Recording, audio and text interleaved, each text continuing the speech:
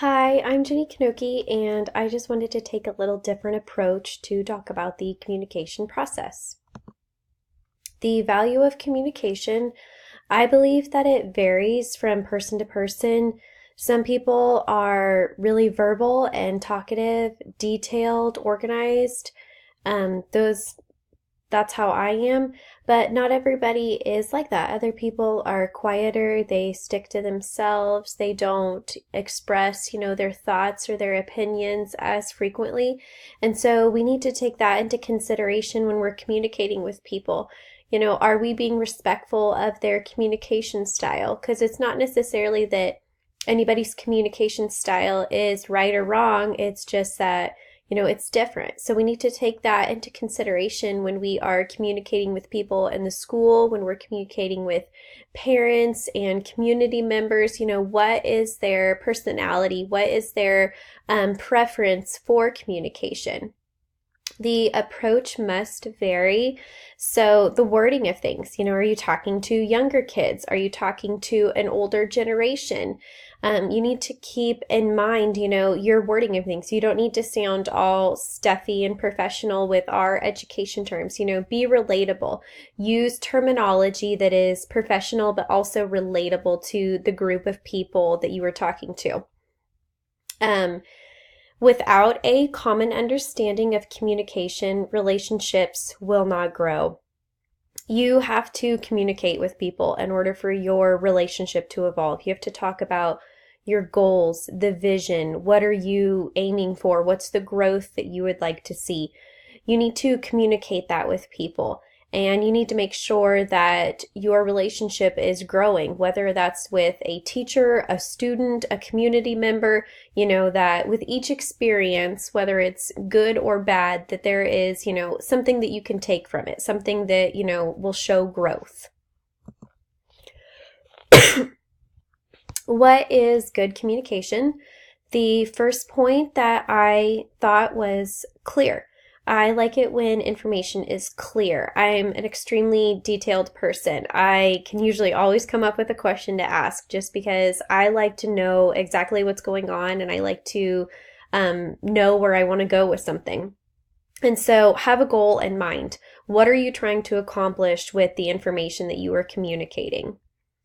Little room for misinterpretation. Make sure that the outlet that you choose to communicate information, that, it's an appropriate outlet. If it's some information that's going to be easily misinterpreted, then I think people need to take a step back and they need to think about, should I, ask somebody to do something, through an email? Does it need to be done face to face? And so make sure that, whatever outlet you choose, that it won't be misinterpreted. Be informed about the material being presented. I'm not saying that, we as leaders have to be all knowing and have every answer in the book, but we need to be knowledgeable about our school. We need to be knowledgeable about our teachers, about our communities, about our students, about situations that are going on and how that relates to the school. And so we need to be informed when we're talking to people. That way, we look like we care. We, appear to be competent to do our job. And so we just need to make sure that we're informed. The second point, accessible. I picked that because we as leaders, I think we need to be accessible. We need to be willing to reply to emails and phone calls, text messages if it's, an appropriate manner. Face-to-face communication. We need to be willing to meet and talk with people on several different platforms. We need to encourage questions. That's how, that somebody cares, that they want more knowledge. So we need to make sure that we encourage people to ask questions, encourage our students to ask, their teachers and us as leaders questions, encourage the parents, that if something's not clear, send an email, give us a call, promote that people, want to get more informed about stuff. And how that's going to happen is through questions. Evolve with the times. Don't just become so hung up on putting it in the newspaper or on the district calendar. If you know that your school is big on Facebook or Twitter, use that, evolve with what is going to get information out in a effective manner. And it's probably going to have to be on multiple platforms for different types of people. The third point, effort. It takes effort to communicate and to keep people informed. Like I just said, there's different groups of people. You've got younger kids, you've got your teenagers, you have your, young parents, you have your grandparents, different people in the community. And so put in the effort to communicate school events and information with those people. Set the standard in which you expect and then model it. If you want people to be open and honest and communicate with you about things, then you need to show them that same standard. Timeliness. If you want people to call you or email you right back or to be prompt to a meeting, then you need to set that same standard. Etiquette, just being conscious of your wording, your manners, your tone of voice. That's why sometimes I'm timid to do things, in an email or a text message, is because tone of voice and your mannerisms just are not always correctly conveyed when it's just words on a screen. Common mistakes. I found myself nodding along with the 20 biggest communication mistakes school leaders make and how to avoid them. I just found myself either thinking of somebody in those situations or me myself being in those situations. So the 5 points that I wanted to draw out was: number 1, the importance, urgency of needed information is communicated clearly.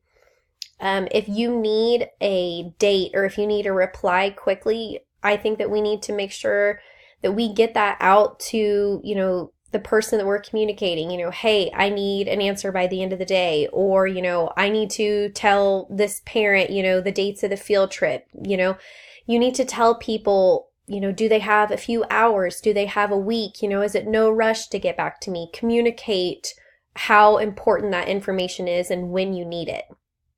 The second point, instead of asking for clarification, people make assumptions.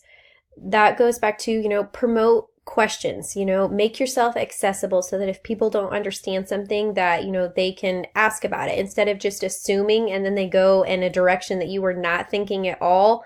You need to make sure that you are presenting clearly and that also you're making yourself accessible so that people do not just assume. Number 3, failing to discern between when to be tough and when to be tender.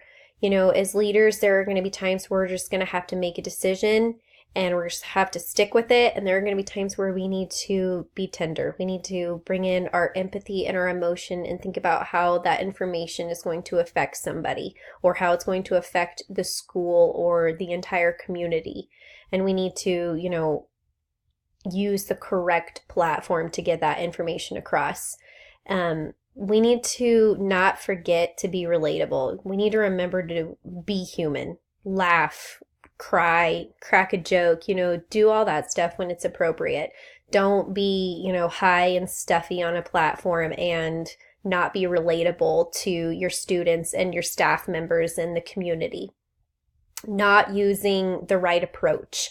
This is something that I've experienced, sometimes when people just send an email, it's hard to understand, were they being really sharp or, was it, something that they were uneasy about? And so we need to make sure that if it's, like a sensitive content, that we're using the right approach and taking that person's feelings and personality into consideration.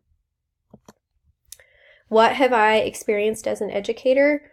Different leaders have different communication expectations. I had a principal that communicated differently depending on who the person was because they had different relationships with each of us teachers. I was one of them that I didn't really feel comfortable to walk into that person's office and ask a question, and I did not enjoy that. And so I, would like leaders to show fairness, make sure that all of your teachers feel the same freedom to talk to you. Another thing, emotions carrying over from a previous situation. If that leader just got done handling a frustrating student or parent, and then they go into talking to you, sometimes I've seen their frustrations kind of be carried out, and that's not fair on that second party. It's not fair to that person that, they have a genuine question that they need, or, something that they want to talk to you about, but you're so frustrated from the situation before that you just take it out on them or you rush through their question. That's not fair to them. And so we have to make sure that we are not carrying our emotions from a previous situation into a new situation. Frustration due to a lack of organized communication. That's something that can drive me nuts, is when a school calendar does not have the correct date or time. I know that, human error happens, but I think we as school leaders and, when we're trying to include the community, we need to make sure that the published work that we're putting out is clear and correct. I've seen events that the schools have tried to put on before that they weren't promoted. They weren't publicized enough, and it could have been a really cool event, but the effort wasn't put forth to get the information out on multiple platforms about the event. People are too intimidated to discuss things face to face. I see that a lot in our society. It's partially why I chose to do this face to face is really important to me. My dad told me when I was younger that if I need somebody to do something, whether it's cover a shift or help me do something, to go ask that person face to face, because it's a lot harder to turn somebody down face to face than it is to just send back, a text or an email saying, nope, sorry, I can't. The last point, I have experienced goals not being met because they weren't discussed or defined. If you're trying to accomplish something in the classroom or have a school vision or a goal, or, for me, I've had, a leader that they were wanting me to, be working on, I don't know, I can't think of something right now, but something in my lessons, but they didn't communicate that to me. And then it shows up on one of my evaluations. That's frustrating to me, because if that goal was not clearly discussed or defined, I didn't know that I needed to be working on it, then that's something that could have totally been avoided. And so we need to make sure that, the goals are discussed and defined with the people that, that are a part of that. My future as a communicating building leader, one of the articles talked about being visible, and I just loved that point. Being visible, that in itself is a way of communicating to people that you care, that, you want to be seen at your school, that you want to promote, support. And so I want to model what I expect. I want to be organized, professional. I want to have timeliness, relevance, stay up with the times. Is the information that I'm presenting relevant? Empathy, support, fairness. I want, when somebody walks into my office, I want them to feel just as welcome to walk into my office as, anybody else walking in off the street. Use multiple platforms. So I want to evolve with the times. I want to use Facebook if that's what's appropriate for our district. Send, something out on Twitter. Have, my students, I teach first grade, have my athletes download an app. I need to stay up with the times. I need to be willing to evolve and keep up with multiple different groups of people and their ages. And then the last point that I'm going to need to work on with communication and just in general is know when to delegate. If I can tell somebody to be in charge of this group and communicate, what is our goal for, building leadership, or what is our goal for district leadership, I need to give that person the freedom to handle it.